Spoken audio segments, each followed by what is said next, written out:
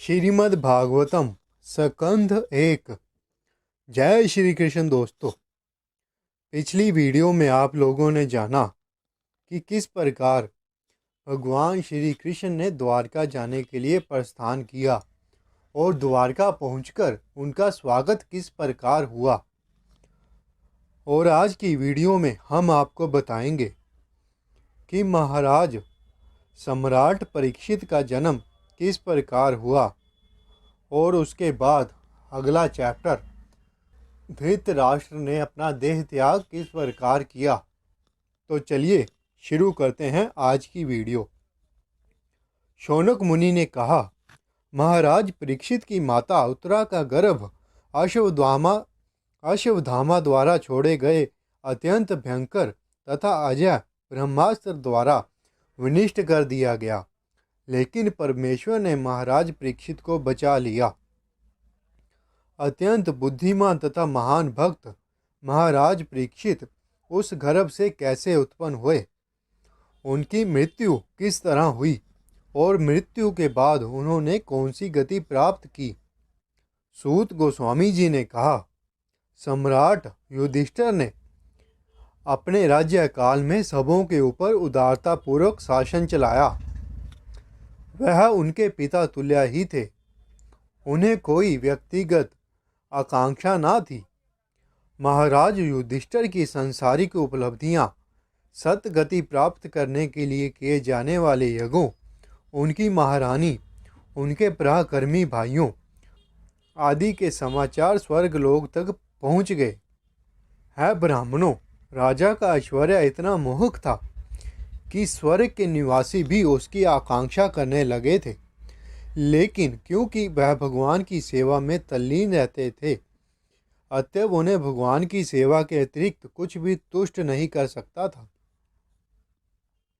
है भृगुपुत्र शौनक, जब महान योद्धा बालक परीक्षित अपनी माता उत्तरा के गर्भ में थे और ब्रह्मास्त्र के ज्वल तप ताप से पीड़ित थे, तो उन्होंने परमेश्वर को अपनी ओर आते देखा। भगवान केवल अंगूठा भर ऊंचे थे, किंतु वह पूर्णत दिव्य।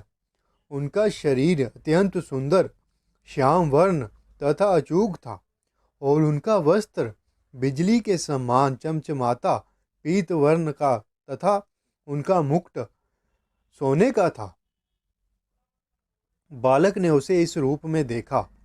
भगवान चार भुजाओं से युक्त थे। उनके कुंडल सोने के थे और आंखें क्रोध से रक्त जैसी लाल थीं। जब वह चारों ओर घूमने लगे तो उनकी गदा उनके चारों ओर गिरते तारे की भांति निरंतर चक्कर लगाने लगी। भगवान उस ब्रह्मास्त्र के तेज को विनिष्ट करने में इस प्रकार संलग्न थे, जिस तरह सूर्य ओस की बूंदों को उड़ा देता है। वह बालक को दिखाई पड़े तो वह सोचने लगा कि वह कौन थे। इस प्रकार बालक के देखते देखते प्रत्येक जीव परमात्मा तथा धर्म के पालक पूर्ण पुरुषोत्तम भगवान, जो सारी दिशाओं में व्याप्त हैं और काल तथा देश की सीमाओं से परे हैं, तुरंत अंतर ध्यान हो गए। उसके बाद जब सारी राशि तथा नक्षत्रों से शुभ लक्षण प्रकट हो आए, तब पांडु के उत्तराधिकारी ने जन्म लिया, जो पराक्रम में उन्हीं के सम्मान होगा। महाराज परीक्षित के जन्म से अत्यंत संतुष्ट हुए राजा युधिष्ठिर ने जात संस्कार करवाया। धौम्य, कृपर इत्यादि विद्वान ब्राह्मणों ने शुभ स्तोत्रों का पाठ किया। पुत्र के जन्म लेने पर राजा ने ब्राह्मणों को सोना, भूमि, ग्राम, हाथी, घोड़े तथा उत्तम अन्न दान में दिए, क्योंकि वह जानते थे कि कैसे, कहाँ और कब दान देना चाहिए। राजा के दान से अत्यधिक संतुष्ट विद्वान ब्राह्मणों ने राजा को पूर्वों में प्रधान कहकर संबोधित किया और बताया कि उनका पुत्र निश्चय ही पूर्वों की परंपरा में है।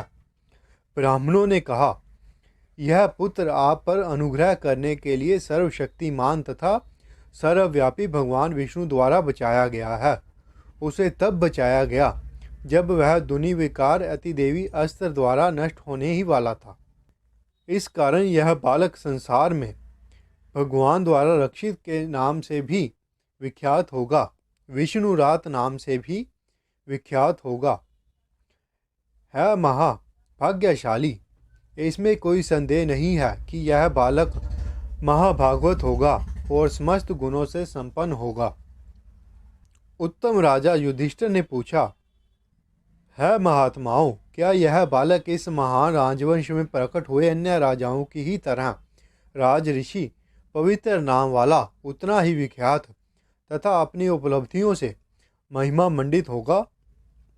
विद्वान ब्राह्मणों ने कहा, है पृथापुत्र, यह बालक मनुपुत्र राजा इक्ष्वाकु की ही तरह समस्त जीवों का पालन करने वाला होगा।